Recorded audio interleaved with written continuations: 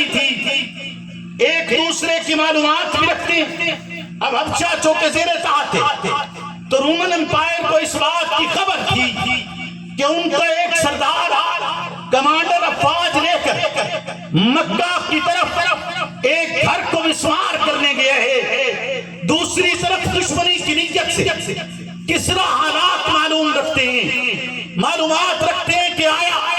Roman umpire کیا کر رہی ہے۔ انہیں بھی خبر ہے کہ ایک فرد وہاں تک گیا ہے اور افراد لے کر گیا ہے، یعنی یوں سمجھئے کہ پوری اس وقت دنیا میں موجود حکومت اور بادشاہ اس بات سے واقف تھی کہ بیت اللہ کی زمین کی طرف چڑھائی کی جا رہی ہے، اسے مسمار کیا جا رہا ہے، اور پھر اس کا نتیجہ بھی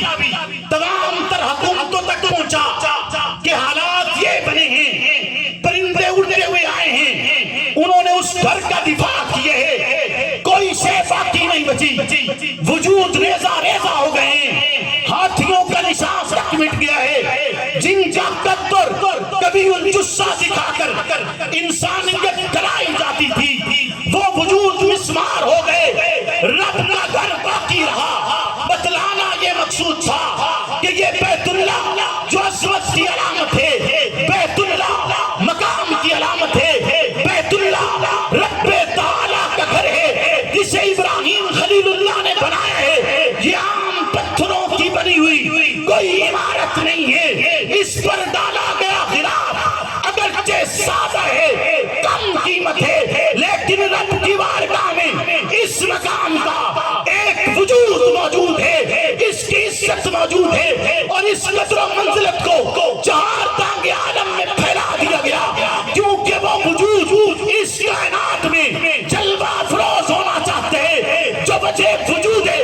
کونوں مکان ہیں، وہ کائنات کی اعلیٰ ترین ذات، منزہ ترین وجود، جس کی پیدائش کے ساتھ ہی زمانے میں روشنی پھیلی ہے، جس کی پیدائش کے ساتھ کسرا کے کگرے گرے ہیں، جس کی پیدائش کے ساتھ آتش کدے بجھے ہیں، جس کی پیدائش کے ساتھ بسرا کے محلات نظر آئے ہیں، جس کی پیدائش کے ساتھ سابا کے سمندر میں طغیانی پیدا ہوئی ہے، جس کی پیدائش پر ہوائیں چلی ہیں، جس کی پیدائش پر خلاق کے عالم نے اس زمین پر اس پورے سال میں جس میں محمد عربی پیدا ہوئے ہیں، اس پورے سال میں اس دھرتی پر ایک بھی بیٹی نہیں دی، سب کو بیٹوں سے نوازا ہے۔ پیر کے دن طلوع فجر کے وقت کائنات کا عظیم ترین فرد اس کائنات میں جلوہ افروز ہوتے ہیں، آپ پیدائش کے ساتھ ہی سر زمین پر رکھتے ہیں، رب کی بارگاہ میں سجدہ ریز ہوتے ہیں، پھر آسمان کی طرف نگاہیں بلند کرتے ہیں۔ آپ کی عادت مبارک ہے، آپ نے تمام تر بچپن میں